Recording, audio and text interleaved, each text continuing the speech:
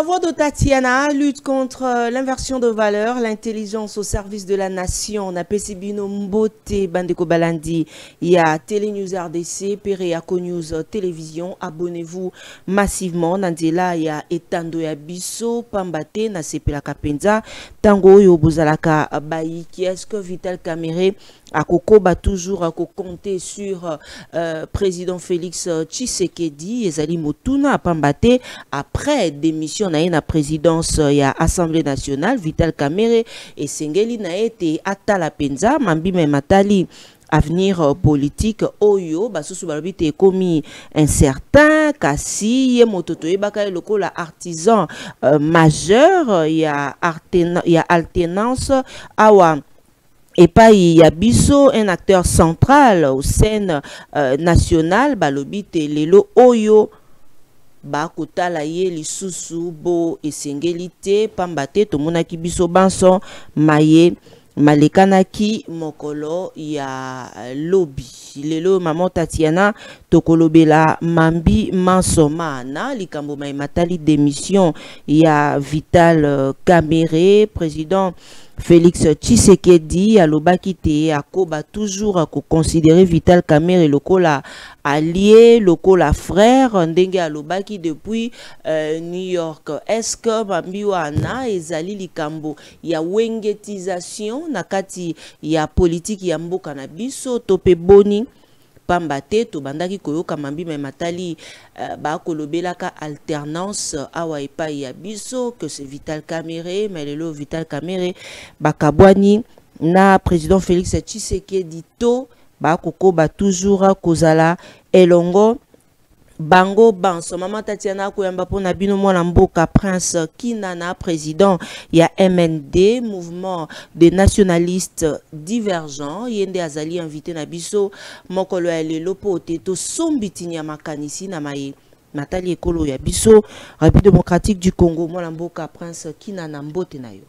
Merci beaucoup maman Tatiana mbote na yo mbote na ba congolais bisika bali ba kolanda biso na kanisi bongo bandeko bali na est du Congo dans les grands Kivu bandeko bali ko boma bango na moni pe bandeko bali na Kwamut awa pe na Kinshasa tali ko continuer toujours ko beta mbela na gouvernement bango batu bali na mission wana ya ko sécuriser biso et singeli ba travailler pour que va rétablir l'autorité de l'État sur toute l'étendue du territoire national. Donc il faut continuer à vivre le rôle dans la jungle et singeli pate ba abandonner ba schéma na bango ya ba diplomatie mais ils doivent aussi ba organiser ba stratégie na ba tactique. Ce qui monguna aliko continuer à semer ba terreur, il est de droit ba protéger la population, ba hygiène à légitime défense. C'est reconnu même dans la charte. Il y a même un acte constitutif, il y a même dans la charte des Nations Unies. Pourquoi nos FRDC communiquer à Makassi na communiquer?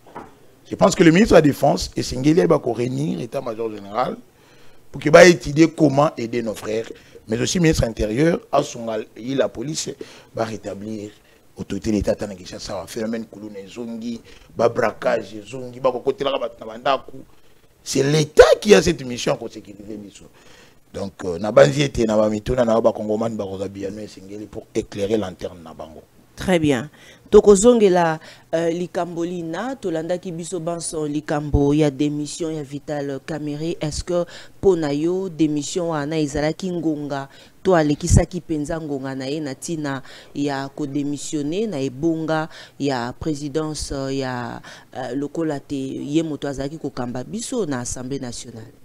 Et là qu'on a déploré et pas il y a Vital Kamere et ça manque de sincérité. Comment ça?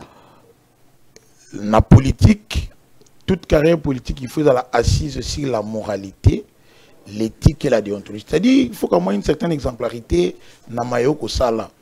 Il faut que honneur, la dignité accompagner carrière et moto.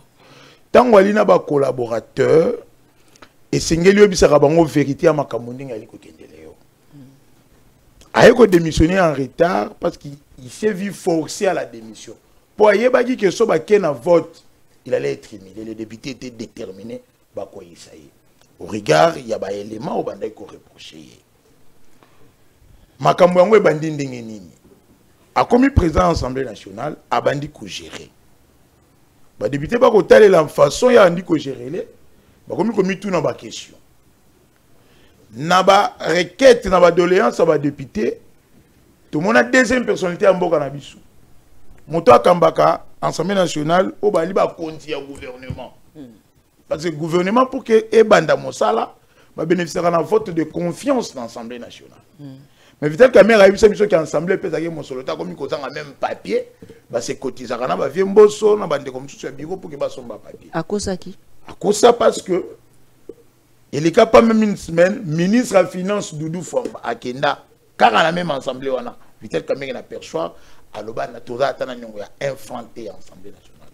Mon solo na bino totim de la rabino l'assemblée jouit d'une autonomie de gestion, c'est-à-dire bien dans moi l'amboka Doudou Fomba muto arrivé ça qui Vital Kamerhe. Mais bon, au moni une gouvernance faut pas être une gouvernance mensongère.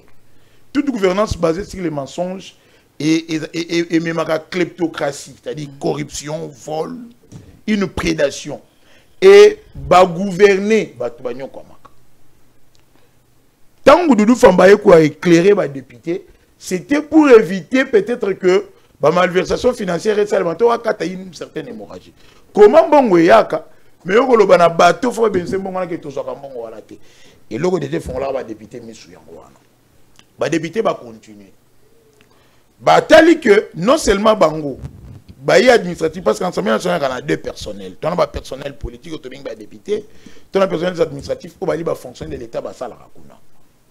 Bah mon la personne administrative peut comme quoi acquiser bah un paiement il y a pas prime mon sous barrière côté bah système parlementaire bah connu comment mais finalement qu'est-ce qui se passe ce comme il va ça là rapport budgétaire bah le président pour n'araba oyo ya batu au lieu d'un règlement 5 que avant dit ça conférence de président par rapport à président bah groupe parlementaire et autres mais il y a des députés oyo bah proyer député bakamwe baye kotala likambo etali la production législative dépendra de la fréquence des plénières session moko mama tatane darana 3 mois égale 90 jours 90 jours moins 4 dimanches total na 86 jours mais il y a des sessions caméra sali moins de 25 plénières pourquoi pas ça sera toujours les bandes ba député mituni bisoto une émission ba titre de voyage ba bon monsieur mon a raté.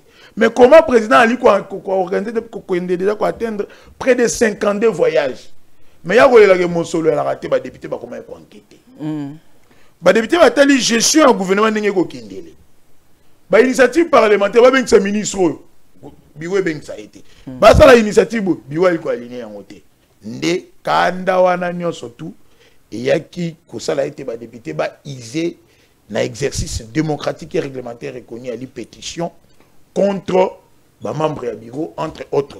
Ndeko Kamerhe Ali, la mission générale de direction représentée par l'Assemblée nationale, rapporteur, questeur, le rôle de l'Imam Solo, et puis questeur adjoint, rapporteur adjoint. Balobi et Sengelibo Kende. Pourquoi gestion opaque, manque de transparence dans le Cambo État de gestion.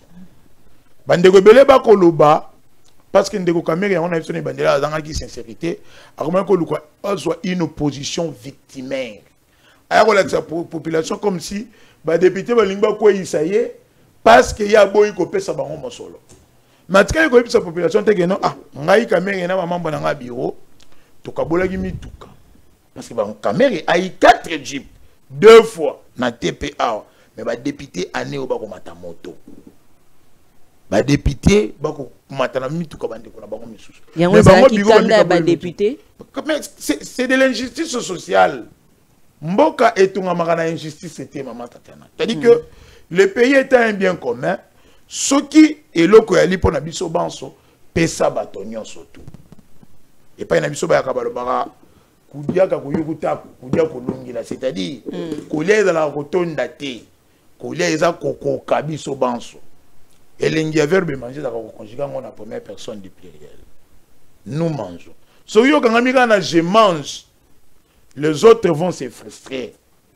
Et là, comme une assemblée, les députés ont que il y a eu détournement, il y a eu malversation financière. Et c'est ce que Kamerhe a expliqué dans mon solo. Et il y a bango bakozwa mosolo wana te pona nini. A expliqué bango pourquoi blokaka ba initiative parlementaire na bango, a expliqué bango pourquoi ba plénière esalemaka te, a expliqué bango pourquoi Assemblée avant de caméra zonga wana balaki na ba abonnement bisika wapi ba personnel et assemblée et la ba député et la ba initiative ba kena kozwa ba soins de santé Diamant SMK Nangalema ndeko kamere aye par insolvabilité, c'est-à-dire qu'il y a un futakate maman une fois na lingana lela Nangalema mututé kabetenga lisolo j'ai vu des députés ba dépendant na bango ba ba maman ba député ba famille moi ça député na banane ba ko bengane na Ngalema lokola mbwa parce que l'Assemblée n'a pas payé des dettes. L'Assemblée nationale oyo la budget belé boya mboko to koloba na TVT. Il s'allera passe. Député na Congo lelo aucune banque et aucun déficit à député mon solo ndenge yo défend avec facilité. Pourquoi? Parce que l'Assemblée nationale est qui insolvable. Ce sont des questions de fond pour les députés, il faut relever. Avant peut-être une donne politique, on a des niveaux parlementaires. Tant que vous recueillir la signature, article 31 règlement intérieur de l'Assemblée nationale et lobby, pour nous la pétition contre le président de l'Assemblée qui est recevable, et c'est qu'il y a un quart de la signature, il y a des membres qui composent l'Assemblée. L'Assemblée est composée de 500 membres, divisé par 4, ça fait 125. Mais si pour mon que Ndeko Kamere avait perdu toute confiance, il y a des élus nationaux. Pétition Oyo Yaye, pour des choiriers, il y a déjà près de 300 signatures. Malgré que Baloba qui ba misusu pe bazala qui ba député te ba retrouva qui ba susu bazala qui ba oyo bazala na parti ya Christophe Mboso baza ba député te mais ba signature na bango ba mokoloto na bango il se retrouva qui na pétition wana. Mensonge misusu susu yango wana. Omoni moto ali habilité à koloba ke signature ezali ya Tatiana, to ezali ya mama Tatiana, to ezali yo moko kaka mama Tatiana. La pétition est un acte moko collectif. C'est-à-dire que les députés sont baillés, et là, le mouton a signalé. Il y a la faux usage des faux. Et quand il y a ça, on a vu ça comme Rebengolelo, Jean-Jacques Mamba. Bakanga epona yango pétition contre Jean-Marc Kabound. Bango moko ba député wana o ba relevaki 25. Au cas d'irrégularité. Parce que nous avons comment s'accrocher la maison. Au moins, ceux qui m'ont dit na mai, ah, l'igna s'est noyé. À quand ça même les cas, c'est qu'on sauver. Même ça aussi, madame Kila Nyok. C'est-à-dire que tant qu'on est au caméra qui est la commission, en lieu et place à se défendre, déjà qu'il savait que Ali fautif, il est allé voir le chef de l'État. En réunion interinstitutionnelle, le chef d'État, pendant qu'il fait son temps, il a pécié une instruction ferme.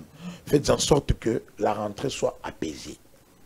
Le rôle de la proverbe, une réponse douce calme la colère. Ndeko Kamere étant qui na discours solennel, il y a ouverture et session oyo à Singaki pardon et pas à député.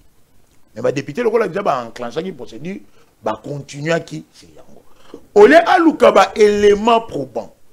Oye kokai ko surveiller. Babi je suis au pack. Yo la que je suis au pacté. Ah moi oyo to saki 1 milliard na 1 milliard wana to salaki boy to salaki boy to salaki boy. Moi oyo to saki boy. Ah tena banyongo boy na ngo dali ngaité dali gouvernement. La kisa bango avec les règlements financiers.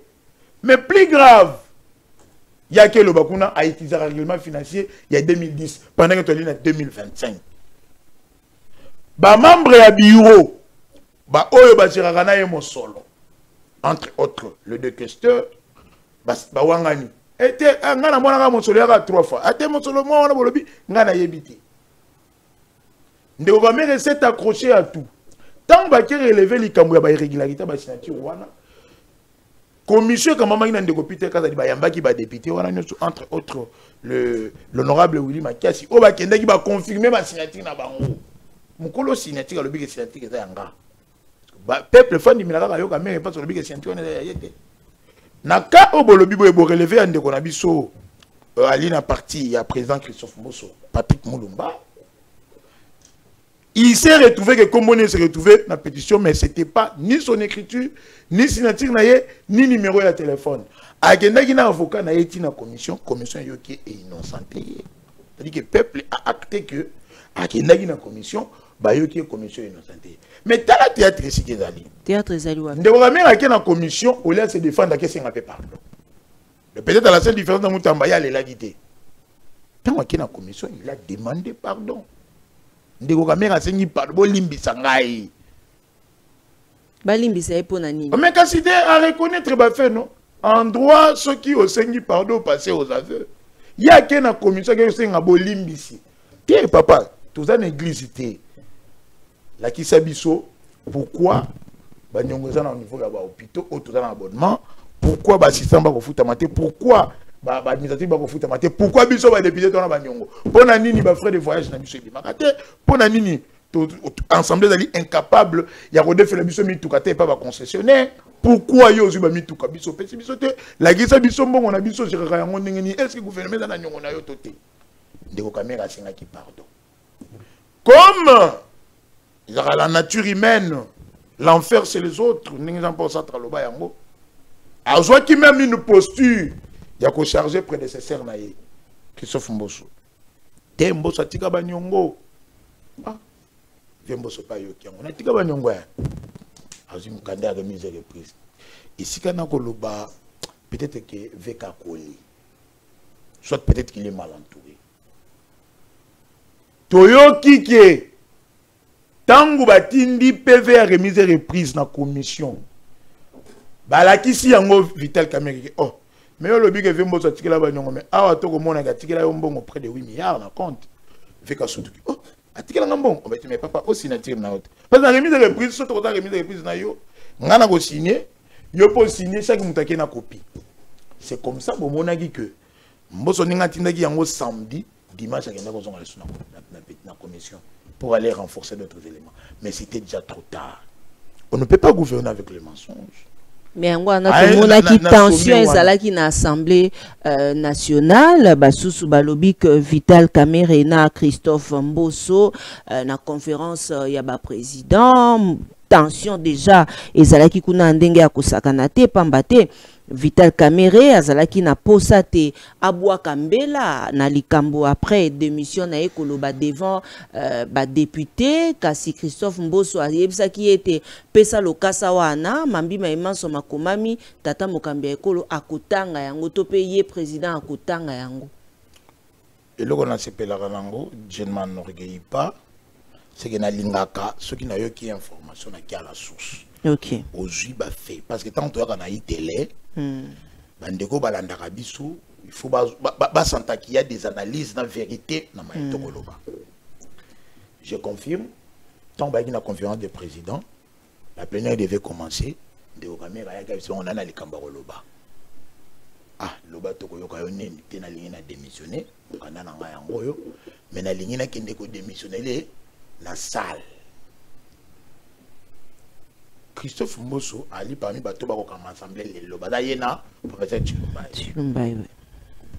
président Chilumba il peut-être qu'il est peut-être inexpérimenté d'une manière à niveau parlementaire parce que Christophe Mbosso a sali déjà il a été réélu 8 fois député national surtout 8 fois dans le mandat à 5 ans a sali 40 ans dans la Rwanda quoi il a été élu pour la première fois moni na mbala Vital Kamerhe na nyakoli non c'est-à-dire que en termes d'expérience parlementaire il y a Leki Kamerhe. Parce que je vais rappeler ici, pour la petite histoire, que Tango, le vieux Mouchoube quoi, Tatana Marie-Ange Mouchoube quoi, Benganara Vital Kamerhe pour une gratitude dans le cabinet naïe, Christophe Mbosso Mteba Kozwaya, Lokota Yachaye comme conseiller naïe dans le cabinet. Dorando na bango utawana? Non, Mutu Salio qui a Chaye comme Babengani yo.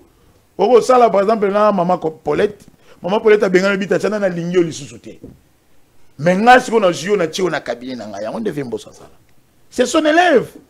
Adam conseiller na cabinet, Mbosso ministre de mine énergie. Dans tout le bakirando utawana. Non, moi nanaye, il est peut-être mais bon. Il est de la nature, il y a rejetera toujours sort et pas battre. Mais vraiment dans battement balinga ba procédure. Nalika moi je ne le condamne pas. Article 30, il y a règlement intérieur de l'Assemblée nationale. Et le but est que ce qu'on présente des émissions, il faut qu'il y ait ça la discours. Yo comment Mukanda na yo qui a démissionné, pesa moteur ça la première atanga. Et le vieux Chilumba étant articulé Maloba, il avait pris les risques que Veka ça a un discours mususu que quand on a ba considération politique bon yi tant e mo balinga ya bando ça neta beta beblo comme mususu Chilumba ya zongi ça que tant a démission na yo. Normalement c'était nenga komaki Mukanda o wana biso ba sotomoni sur les réseaux sociaux, il devait donner ça. N'avait Chilumba y a vandi ana droit parole té. Tozonga non na réalisation et pas Derek Lukeba.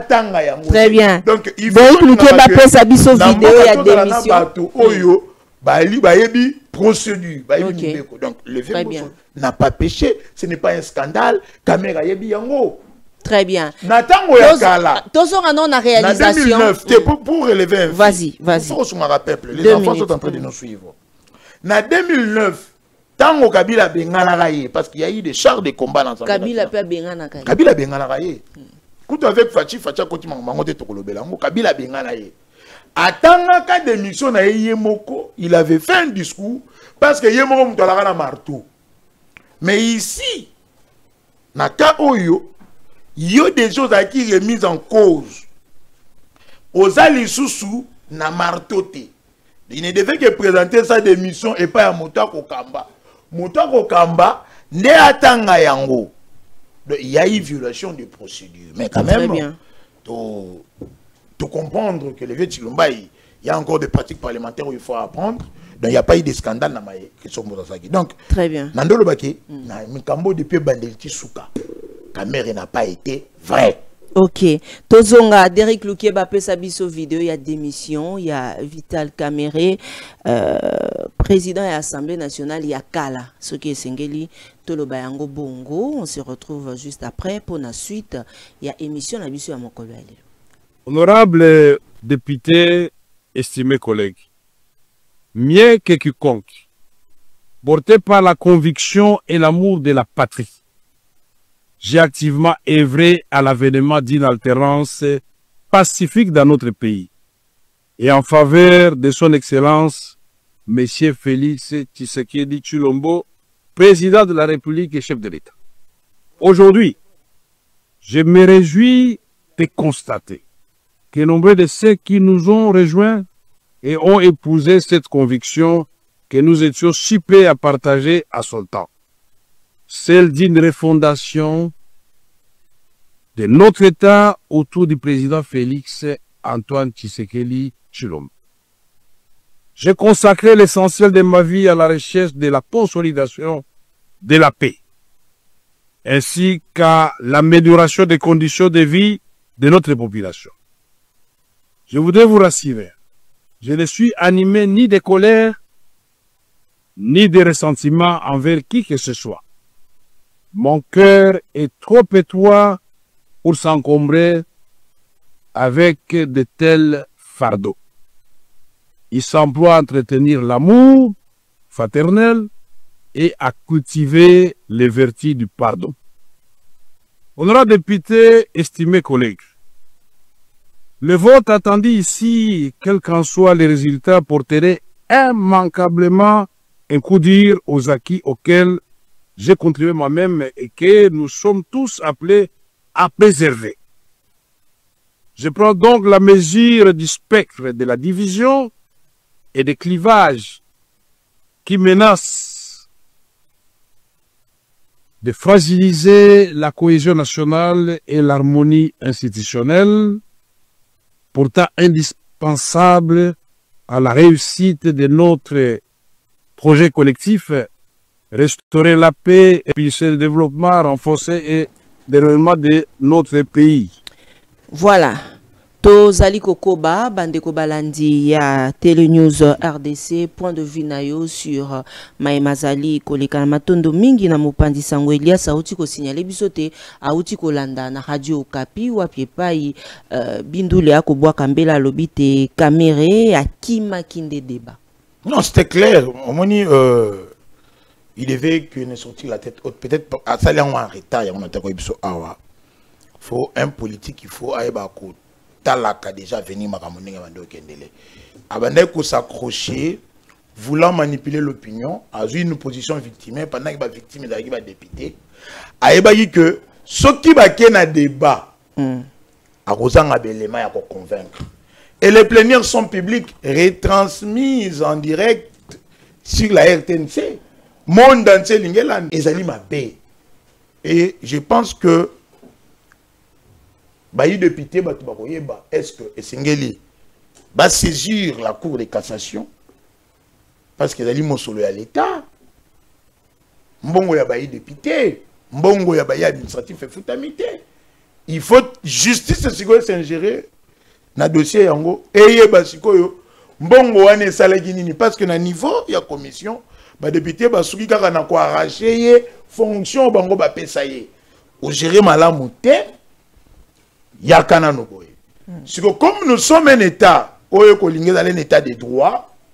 Tolina ba cour des tribunaux na mboka na biso et sengeli siko bazuzi le procureur général pour la cour de cassation monsieur Firmin Fondemambou ayeba ko landela ngo pour raison d'équité so ba kutani été il y a eu de fait autorité qualifié de vol et de détournement et de la répréhensible de ko caméra à la devant bazuzi na ye mais ezali ko sala passe parce que na discours wana alobi toya qui n'a pas la refondation de l'État. Refondation de l'État, c'est bien bon comme discours, c'est bien bon comme vision. Mais nini oyoyo osali pour na osunga tata monzo ekolo na ba pote responsabilité ba pesa kiyo pour refondation de l'État en ekoka. Azala directeur de cabinet, il a chapeauté un si grand projet 100 jours. Il y a un homme qui s'est makala. Bisika wepe kenda koyamba Mama Maria. Andimilaki kolo yesu lokola mon kontipe mon big ça comment la ta chapelle. Tango abimi. Batie ministre économie. Bilan chaotique, gestion kakistocratique. Akei kaka likambo ya masangu awa to beteli solo mama masangu. Azo carte comment la tizo to kolona masangu awa comme ko expliquer ta masangu de to kolona. Azo 10 autres ministres bakenda Zambie, place kenda komona ke loboko katumbi de la kamwindo nzoka biso to bike katumbi amétis. Peut-être moni loboko ya mwindo katumbi mta empêcher biso to za masangu. Na mbongo bima to masangu na personne n'en parle. Donc il faut que homme politique congolais à apprendre qu'au lier parole à l'acte. C'est comme ça qu'Antoine de Saint-Exupéry à Loba, dans un pays en voie de développement, tu as un pays pauvre, tu as un pays sous-développé, tu auras besoin d'un technicien qui va agir. C'est-à-dire que tu as besoin d'un malobébélé, qui va te faire que VK parler. Tu as besoin d'une action. Le peuple congolais a besoin de sécurité, il a besoin de tranquillité, il a besoin de quiétude. Chômage à Limakasi. Gouvernement pour que ça la malamu. Il faut qu'il y ait un contrôle parlementaire. Il faut qu'il y ait des sanctions parlementaires pour éviter l'incivisme gouvernemental. Mais est-ce que Ndeko Kamera Salaki Yango a-t-il permis aux députés de sanctionner négativement ou positivement gestion Yamama Soumino? Il en a soumis à 1 taux 2. Donc il ne suffisait pas à déclarer Malobawana, na banjete, il aura le temps de se repentir à Ibakozonga. Oh, mais il faut là parce que c'est comme ça que moi je demande qu'il y ait une sanction. Et même Tata Monzo j'ai félicité dans le discours. Torokoma à sanctionner parce que il faut sanctionner. Maman Tati. Torokoma parce que na lingi to sola na solo na ya Christian Mwando ndenge alobaki na Assemblée nationale et sengeli te ko constater na UDPS ndenge bazali na pouvoir la loi ezali lisusu respecter te mbela bwakaki alobite. Désormais, nous que c'est décidé selon Mambi Matali rumeur, il y a majorité présidentielle, même tango oyo, ezali na likambo oyo, il y a viol clairement, violation peut-être balinga kolbabongo, il y a ba texte kasi makambo eko kenda kune ezali mingi UDPS na lingi Derrick Luke ba proposer les biso bilili wana pambate tambolaki na nzela ya ba réseaux sociaux et juste après tokozonga pote to solola. Suivez. Honorable Président Mwando, vous avez la parole. Merci, honorable Président. Je voudrais, avant que le rapport soit présenté et que les membres du bureau qui voudraient parler puissent s'exprimer, interpeller les honorables députés ici présents. Honorables députés, chers collègues, incidente, honorables députés, chers collègues, je prends la parole par motion incidente pour demander que les services inscrivent aujourd'hui dans les annales de cet hémicycle que les règles du jeu ont changé. Dorénavant, dans ce pays, la République démocratique du Congo, on peut être juge et partie. Parce que le règlement intérieur nous dit que lorsqu'on constitue la commission, il y a deux parties. Il y a les pétitionnaires et il y a les gens contre qui la motion est dirigée. C'est les deux parties. Or, dans la commission que nous avons instaurée, honorable président, il y a les pétitionnaires. Donc, il y a une partie qui est juge. Qu'on acte cela, si cette plénière l'accepte, que dorénavant dans ce pays, on peut être juge et partie. Deuxième élément que les services doivent acter. Dorénavant, dans ce pays ici, on peut traiter un dossier quand il y a faux.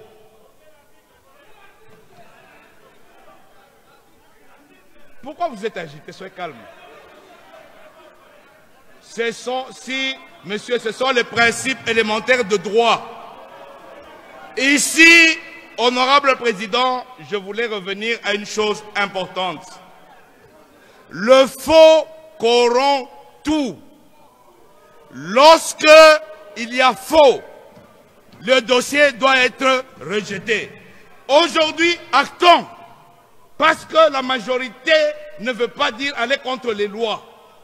Aujourd'hui, actons que dans la République démocratique du Congo, les honorables députés nationaux ont décidé qu'on peut poursuivre même en cas de faux. J'ai dit et je vous remercie. Honorable Mwando, merci beaucoup. Je voudrais nous appeler. Voilà, tozongi na plateau na biso ya Télé News RDC puis Rayako News Télévision Molamboka Prince Kinana pona yo omoni mambimana lolenge kani. D'abord nako se réserver peut-être pour question d'analyse. OK. Nako yebisaka ndeko Christian Mwando que c'était un peu difficile, pas impossible. Que la commission va constituer qu'il n'y ait pas de députés pour signer pétition. Pourquoi? Parce que pétition déjà est vers 300. L'Assemblée qui est composée de 500. Ah ouais, il faut qu'il y ait des députés peut-être par manque, il y a transport. Il y a des députés qui sont bella. Donc, les 300 c'était une majorité largement dépassée. Mais il y a une chose qui étonne. Au moment que Bangomo va député comment hier ils ont jugé pétition pendant qu'il y avait le faux. Pendant que faux pour que vous déclariez un certifié en faux, il faut vérifier en gros. C'est pour cela que j'ai salué dans le Lengen de Peter Kazadi, député national ou président de la commission wana, a bengisaki les 25 députés au Yoba quand Kamere bandeko ben comment comme c'est qui ba cas d'irrégularité. Bayo qui ba c'est pas signé a signé ba comparer signature. Oh, mais là yo oui, j'ai confirmé signé une pétition, oui na signé une pétition a confirmé. Mukolo signature azali adulte a na signaki sur yo robo ya ngondengeni. Mais ici Là où les bas blessent les sous, c'est toute l'opposition qui est montée au créneau pour défendre Vital Kamerhe. Toute l'opposition dans l'unanimité. Moi, je ne suis pas dans la considération tribalo-ethnique parce que nous devons bannir le discours haineux et singeli, totika kosa la promotion du tribalisme, réveiller les vieux démons en régionalisme. Mais tous les camps, il y a opposition. Aux 8 camps, opposition armée. Aux 8 camps, opposition républicaine. Aux 8 camps, il y a des comme ça, des résistants, bango banso ba yeko défendre Vital Kamerhe. Pendant que yemoko mukolo nzoto. Défense des Aïkara, Bolimbi Sangaï. Mais devant les évidences, on s'incline. Tout comme le Likambotali, gestion. Likambotali, mon solo. Likambotali, contrôle parlementaire. Likambotali, mon salaire à député. Ba joueur, ba moni que coach a coaché ma bé. Ba lobi te. Tolingi le sous coach yote. Mais biso ba supporter. Toki le ba non, bino faut botika la na coach wana. Non, ça c'est un fanatisme moko aveuglé. Mais pour na bango pe balobi te maïman so masalemi pour na Vital Kamerhe et utina UDPS, mais pourquoi Vital Kamerhe a monaki musika te po te akenda kotika kotinda secrétaire général ya UNC po te akenda komona na mwana mboka Augustin Kabuya. Non, d'abord INC comme parti tika la nka ya kombo, selon ce que moi j'ai constaté, parce que bon moni même on n'a pas senti à ta mobilisation à membres pour soutenir le président na bango na kao a utikole ka ngwa dire de preuve. C'est-à-dire que c'est un parti oyo et kokufa malembe na malembe. Si la scène bazala quitté même en termes de soutien, même en termes d'initiative. On est dans les locaux à Liboso et loko ya mi balé. Le mandat d'un député a un caractère non impératif. Et dans le règlement intérieur de la Constitution le biango, tout mandat impératif est nul. Donc, IDPS comme fait privé, a ko s'ingérer dans makambo ya ba député. OK. Il y a une institution parce que ba mo ba député, to be la batu ba ko représenter kolo. Oyo ba ko tala ndenge nini musala na bango ko sala malamu te ndenge nini ndako ali gérer malamu te, fallait ba monter au créneau. 2 3. C'était peut-être question il y a confiance aux politiques. Il faut qu'on ait la paix. Moni et pas na biso ba yaka dans lycée c'est moi walobaka. Kuna ba honda ngudi ya kokwa na talokula kato. C'est-à-dire nini? Maman kufi. Yo sikoyo kena fufa pamba. Et pas ya bateau ba bomelo maman. C'est-à-dire que tu espères ba katelo musuna mère na million ndambo dame. L'INC en termes de sincérité politique. Parce que sous moni baliba le comment que ndebito ndoko ah maman na ndeza bonga vanda kana libala ka pona bana atala kana ngaka ka bana de bolingo entre les deux partenaires ezalaki les sous-soutés na ba initiative politique ebelé oye ba ekozwama. On a vu des contradictions na quand il y a UDPS na il y a INC. Alors, comment comprendre que ngana binaka na gauche mais yo pona obinaka droite. Même na Bible balobi yango nul ne peut souffler au même moment les chauds et les froids au pire d'être un infidèle. Donc kokende komona ndeko Kamerhe non seulement que ndeko Kambale a fait ça en retard, mais il devrait comprendre et s'assumer dans l'acte politique dans ba posaka. Na ndenge ba très sincérité na partenaire na bango IDPS. Na ba initiative nyonso tout ba partenaire ya IDPS au moment na bali ko s'affirmer. Mais l'INC ça doit marcher toujours à contre-courant. Parce que lorsque na magambo ku tetali champ parce que l'IDPS c'est la première force politique na niveau de l'Assemblée nationale. Ba presque na 126 députés nationaux. Ba tu ba mi tout na comment est-ce que commission IDPS mute kambaki yango. Comment est-ce que IDPS mute diriger plénière? Moto moins séant ya Kamerhe kada muta IDPS. Ndeko Chilumbai. C'est-à-dire que tant Kamerhe ali remise en cause. Pour habiter bonga wana ezali ya UNC. Et bonga ni ezali. Il y a président Assemblée nationale. Tété. Il y a UNCT. Il y a bonga UNCT. Ndeko Kamere nde mutu a postulé qui. C'est pas l'INC qui a postulé la poste à président de l'Assemblée nationale. Ndeko Kamere nda postulé qui il a échoué. Ba député ba longoli ba bengani. Nandeko loba c'est n'était que normal en termes de commission. Mon cas pour IDP c'est dans la gourmandité. C'est de ba quoi faire ba commission non sur le niveau assemblée parce qu'ils sont majoritaires. Mais aussi en termes numériques, on doit être majoritaire. Donc ce n'était que normal quand on constitue une commission qui ait un député de l'UDPS à diriger. Mais to kenda pe na maloba mi pa ya tata mokambi ekolo Félix Antoine Tshilombo démission ya Vital Kamerhe ndenge to moni tata mokambi ekolo nde to lobaka pa ya biso a sokoli maboko na ye lokola Poncio Pilato lokola to lobango bongo pona koloba te makambo ya démission Derek Lukeba est-ce que ozi ali na vidéo ana to landa yango elongo na bino nde to kozonga pote to sombiti nya makanisi na maye matali maloba mai lobami ipa ya tata mokambi ekolo tolanda. Mais je ne vois pas pourquoi, parce que je ne suis pas à la base justement de sa démission ni de ses problèmes. Je ne vois pas pourquoi il va vouloir me tourner de dos. Je n'y suis pour rien.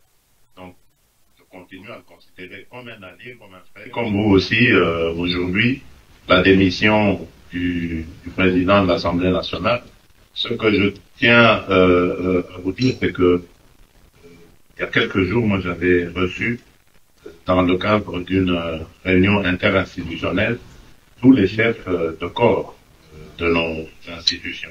Et il y avait là le président de l'Assemblée nationale, le président du Sénat, la première ministre et le président du Conseil supérieur de la magistrature. Le mot d'ordre était que la rentrée se fasse dans la sérénité, le calme qui soit, et je crois que vous avez vu les discours de rentrée, ils ont été justement dans ce sens-là. Après, il y a un fonctionnement, une cuisine interne à chaque institution, et les choses s'orientent selon ce que ces institutions sont en train de faire. Moi, je suis le garant de la stabilité de ces institutions, mais ça ne me donne pas le droit d'aller me glisser dans ce qui se passe dans ces institutions. S'ils ont décidé de défier leur président, ben, de leur cuisine interne. Mon rôle à moi est de voir les droits de tout le monde sont respectés et que l'institution elle-même sa stabilité est sauvegardée. C'est ce qui m'importe.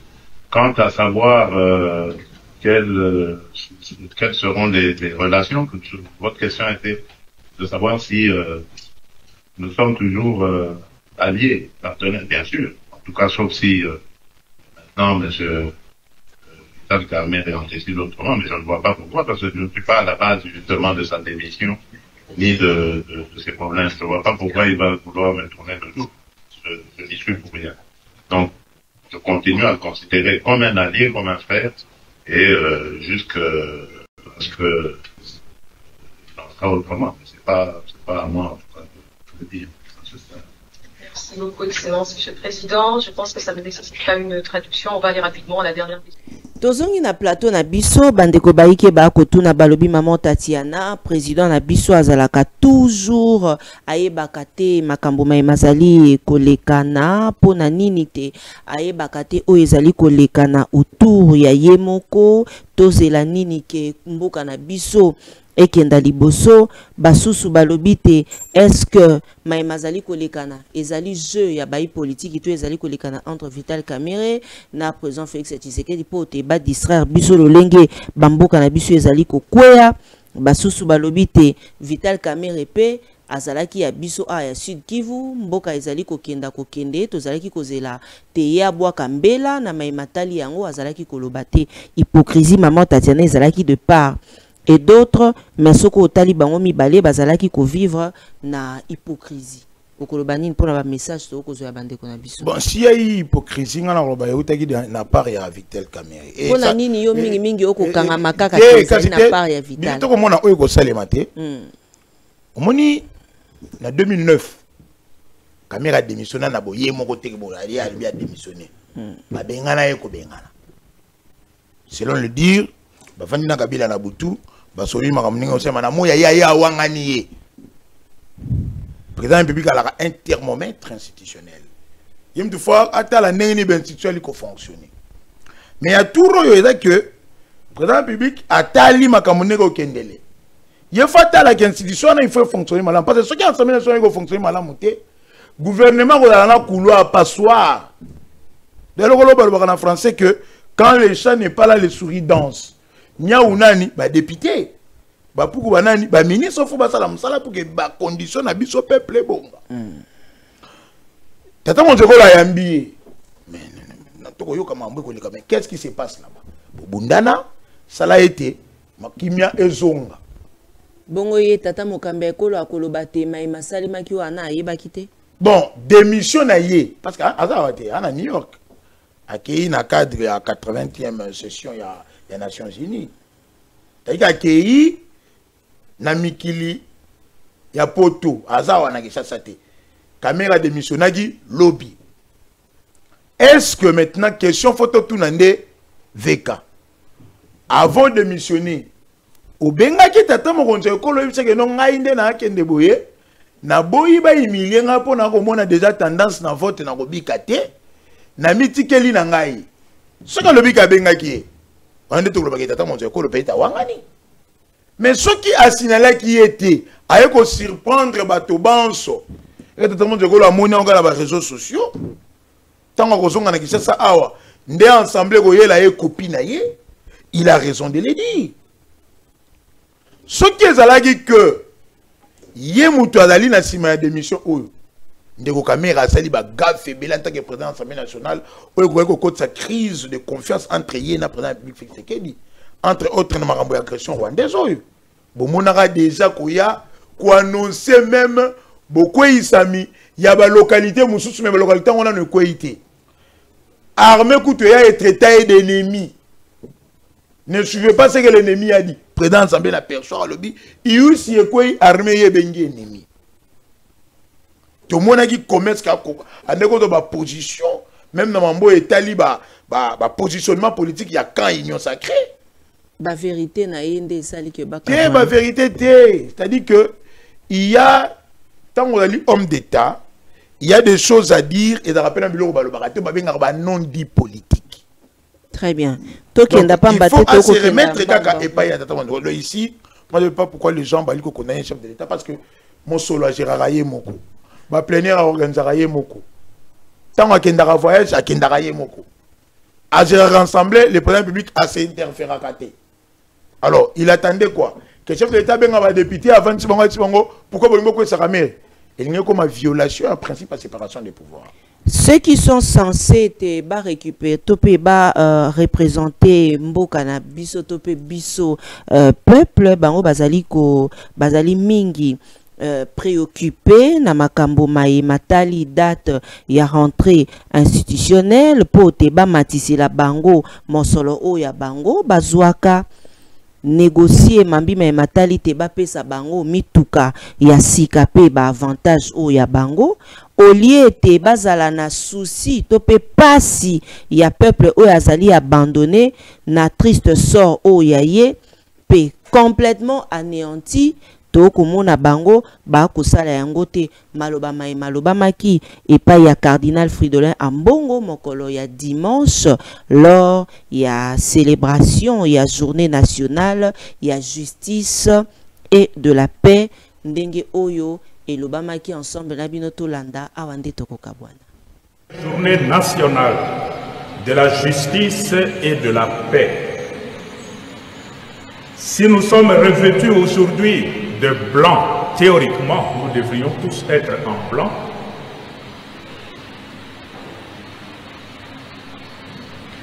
C'est pour signifier notre espérance de voir la paix fleurir dans notre pays très meurtri. Je salue avec gratitude chacun et chacune de vous venus prier pour la paix et manifester votre engagement en faveur de la justice. Je salue également ceux et celles qui nous suivent par le média, unis à nous dans la prière. En effet, la justice et la paix sont inséparables.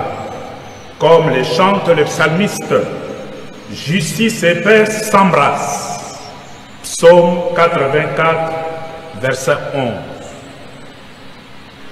Justice et paix constituent le fondement de la cohésion sociale et le moteur d'un développement durable. Or, marqué depuis des décennies par des guerres et par des conflits, surtout dans le nord et le sud Kivu, dans l'Ituri et plus proche de nous, ici à Kwamut, et un peu partout à travers le pays, notre pays, la République démocratique du Congo, a un urgent besoin de retrouver ses piliers. La célébration eucharistique de ce jour se veut aussi et surtout une expression de notre solidarité envers toutes les populations qui se trouvent dans des zones de conflit, d'occupation et de détresse et qui ne savent plus vers quel saint se tourner. Mes chers diocésaines et diocésains, chaque 21 septembre, l'Organisation des Nations Unies invite le monde entier à marquer une pause et à faire le bilan en matière de justice et de paix. Cette année, pour la première fois, la Conférence épiscopale nationale du Congo, à travers sa commission Justice et Paix, a institué une journée nationale Justice et Paix pour la mobilisation spirituelle et citoyenne de notre peuple. Le thème choisi pour cette année est clair. Agissons maintenant pour l'avènement d'un monde pacifique. Ce thème n'est pas une simple devise, c'est davantage un cri, un appel pressant à nous lever ensemble au-delà de nos divisions pour construire une paix durable fondée sur la justice, la solidarité, l'accès équitable à l'éducation ainsi qu'aux soins de santé, fondée sur le respect de la dignité de chaque Congolais et Congolaise. À ce moment précis, nous sommes en communion avec nos frères et sœurs de tous les 48 diocèses de notre pays qui célèbrent cette journée. Durant la semaine dernière, différentes activités ont été organisées pour sensibiliser sur l'impératif de la bonne gouvernance, sur la nécessité de la participation citoyenne et sur les initiatives pour la paix, notamment les accords de Washington et de Doha, ainsi que le pacte social pour la paix et le bien-vivre ensemble en RD Congo et dans la région des Grands Lacs. L'Eucharistie, célébrée dans chaque diocèse en ce jour, est donc un signe manifeste de l'unité et de la solidarité pour notre peuple qui partage la même aspiration pour la paix et le bien-vivre ensemble. Frères et sœurs dans le Seigneur, la parole de Dieu de ce dimanche nous indique la voie à suivre pour construire la justice, la paix et le bien-vivre ensemble harmonieux. dans la première lecture, tirée du livre du prophète Amos. L'homme de Dieu dénonce les injustices perpétrées par les dirigeants de son époque. Prophète de la justice. Basusu balobi félicitations na cardinal Ambongo. Basusu balobi tezali triste réalité, injustice pour le peuple. Basusu balobi te bato bazali kokamba biso mingi mingi bazalaka penza mingi na mai oyo matali biso baimboka te. Tokomi na suka po tokabwana mwana mboka Prince Kinana 2 minutes moi liloba na vidéo etoti kotia ya cardinal Ambongo. Premièrement, d'abord, d'une part, nous sommes d'accord parce que ceux qui sont députés, bali malamouté, bakosala musala malamouté. Avant de famille na point d'oreille. Même dans la classe, pour que moi na gende classe, il faut aller à moi et loko pour que akendete ate kitande to le baka moi na moko c'est-à-dire alenga te. Comment ba député bakola lanzala? Bakozanga mbongo kofuta bandako. Parce qu'ici cardinal a posé positionné à défendre gestion. Il y a dilapidation mon solo. Bakolo belikambu ya gestion à ba finance oyo ndeko kamera sali mabe. Il va impacter na vie ya ba député na ba congolais ba sala na assemblée nationale. Siko ba o wana soki bali malamu te ba ko futa mate parce que moto moko ko yiba mo solo na bango. Biso peuple moto ko lobela biso alité. D'une part, oui, il a raison de dire que ba député et sengeli ba privilégier bien-être ya population. Ba recommandation pour que biso to ba ko bika malamu, c'est ça leur mission. Ba kenda kuna be po ba représenter biso. Ba contrôler le gouvernement pour que ba passe na biso et bon wana esengo pour que sécurité ezala to ba kolia to ba ko misala bansela ezala to l'état ba ko sala ba entreprise mo solo ya l'état ba sala yango na lolenge moko ya malamu ba kenda kuna pona ko kela mibeko. Mais faut pas toujours une position et exposer ba député par le peuple qui non bango ba mitala ka bango moko non. Et là, quand ils ensemble, ba mitali kaka bango moko te, ba sanctionner mabe. Parce que ceux qui batika yende pas aussi batala qui peut bango mituka bazo zoate. Non bon, c'est que tu as soutenir une justice sociale. Bon, n'engani ni kasi caméra na bureau na ye. Na te ko biso avec des preuves. Ah on a TP kende. Bazo mituka 2 fois ba jeep. Bazo 2 fois. Caméra a 4 jeep. Parce que ba député va matara wewa. C'est de l'injustice sociale. Il y a très bien parce il est ordonnateur général et Assemblée nationale. Mais pas un député, il devrait sanctionner, il faut te mettre là-bas député Maboko. Et ceux qui sanctionnent de partout, na ba échelle l'union surtout en beaucoup comme la malambo ekene malamu motako banga ko yiba po biki ba ko longola ye motako linga ko akolinga a gérer malamu pour que ba ko tika na poste na. Moi je félicite les députés et d'aller contre ma propos tataka à tenir contre bango. Merci beaucoup. Merci Maman Tatiana. Toko Minasuka Derek Lukeba na pesa mbotama elamu na Christon Vika Pinga Mwena Chadi ndenge to benga kae Christy Merbos nona yanga na Yayan Marie na tombeli yo penza mbotama elamu nzambe abokasi bonson akoba kopesa yo kimia eye mokili epesaka te Christy Merbos nzambe akoba kopambola yo longévité kimia ote ya libota na yo nzambe akoba kopesa o motema malamu wana ozalaka na yango ya kokabaka tongo midi pokwa yebaka maman Tatiana alingaka yo mingi elongo na nyonso oyo osalaka pona biso Merbos koba na yo kozala toujours wana. Encore une fois joyeux anniversaire kimia ote ya libota na yo nzambe akoba kobakisela yo ebele likolo ya mobu eye ozui mokolo ya lelo. Joyeux anniversaire. Voilà, mwana mboka Prince Kinana tokomi na suka ba kolinga bakota na MLD basala ndenge nini. Le adhésion est dans la cas volontaire et elle est gratuite d'ailleurs. Tokobenga bango ba ya ensemble te ba kotonga Congo parce que lorsque l'institution est porte na ba cri na pas na biso peuple et c'est tout se constituer na énergie tout ça la bloc de constituer agrégation moko ya malamu pour que te ba ko bundela ekolo. L'adresse est connue, c'est Jaimende Ali na Bumbu avenue Kulumba, na croisement avenue Kulumba, na direction Sayo, ceux qui va combien na mon secrétariat général, bah qui adhérer facilement. Ils peuvent aussi nous atteindre via les réseaux sociaux, voire même Kobenga Biso pour que tu guider. On a plus de 143 84 042 23 04, plus de 143 84 042 23 04. On a le numéro nangai moko. Bah bengi ba reba ko solo nangai to guider bango pour que ensemble te ba ko bunda. Le Congo de demain à Libiso.